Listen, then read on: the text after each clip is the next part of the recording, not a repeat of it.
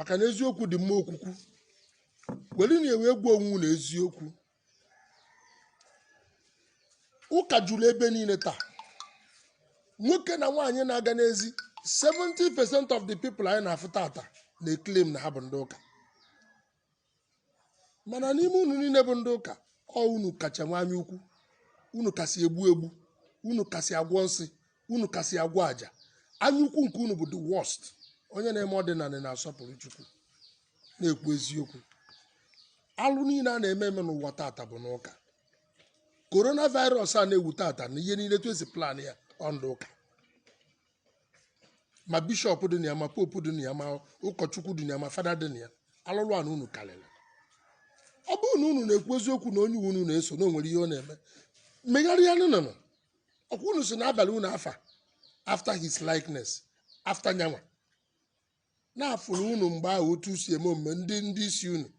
asị na ha bụ Christ-like Christians unu turns out to Christians Christ-like na ndị a na-eme ka Christ agụtakwa na Baịbụl ebe unu kwenyere ya na unu na-akpa nsị na-akpa aja ma ọ na onye isi unu na-akpa nsị na-akpa aja agụtara m ya maka na mgbe gboo ndị nna anyị famili ya na mmadụ ịkpa nsị bụ alụ mmadụ ịkpa aja bụ alụ ndị na-akpa nsị mgbe ahụ eyi efe egwu obodo akwụpụta a na-amụ ụlọ ha ọkụ amalụkwa ha nọ na ha mere esuo ụlọ ha ọkụ mee ihe niile weda ma ha bụ ndị ọdịnala ma ha bụ ndị ụka obodo a chọrọ ịma mana kịta maazị m ka unu si eme the greatest cult dị n'ụwa ndị ụka ji gbadoro ya na-aza ndị aka ji akụ na-agwọ nsị na-egbu ibe ha were ụmụ ha na-atọ ụtụ were ikwu na ibe ha na-atọ ụtụ chisie naịtị n'ụlọ ụka asọkọ m unu na-akparị na m asọkọ m unu na-akparị na m ịma na ọ na-abịa ekwu eziokwu ọpantu na-adọkasị ya mana m nwekwu na mma na-ekwu na ọ daba afụsụ ụzọ asịsị mụta ọkụ ọpantu unu ya adọka ya dọka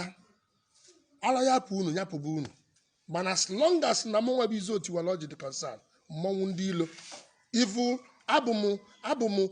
m in fact evil irritates me ka m gwa unu eziokwu evil irritates me I am poison to evil mụnwa bụ izu otiwala isi tu ugochi mara ụzọ gbu na-eche ndo mesoro ụmụnne ya abụ m poison to evil ọmụ bụ mmọnwụ ndị ilo ihe m na-apịa bụ mpịasa dibịa onye ike adịm agbara ekpere m afọ ụlụ ihe m na-achọ igwe unu bụ ndị ụka tata gwa na onwe na eziokwu negharị ya n'anya ma gị bụ onye ụkọchukwu ma gị bụ onye fada na-anara ego na-eri onye ihe na-anara ego ịma na ọ dọrọ clean kedu ihe ị na-etorie bie ka ịgbazụ ụzọ ụtụtụ ịgba tata bụ onye ahụ ka ibu ụzọ je abụrụkwa m ịkọ ndị ụka ọnụ ka na nsị ka m gwa unu asọkọta eze anya ekpudo nkata n'iru gwu ya okwu unu ya mụ na amalụ o nwere ebe ife ọjọọ na-adọrọ mana ndị kpughebe nkefa ife ọjọọ ana the power of sin is secrecy if you continue to protect sin a na-elu ngo but anytime you expose sin ike agwụ ya all I'm trying to do is to ask you people to expose sin open up your sins gwa mmadụ eziokwu onye ahụ ị na-asọpụrụ ịma na o hibere ihe anaghị ehibe na biya mana aka ya kwụrụ ọtọ kedu ihe ị na-eje torie ka o wee na-eweta ego n'ụlọ ka unu wee na-alụ projekti ihe njikwanụ wee na-ekwu nke m bụ na maka na ụdị onye a ma abata be m ọ makwu na ọma mbata agwara m unu na o nwere onye nnukwu akpụkpọ ya esi be m ga-ezi maka na ọ ma onye m bụ mara ihe m ga-eme marụkwu na m na-asọpụrụ ana na-asọpụrụ mkpụ ana na-asọpụrụ chi ukwu na-asọpụrụ mmụọ na mmụọ ọma nsị ibe m ga maka na ndị alụlụ a na-agwa gị ebe a fada awa ọjị ọma nwelite nwa ọjị waa ndị ichie ama anarị anya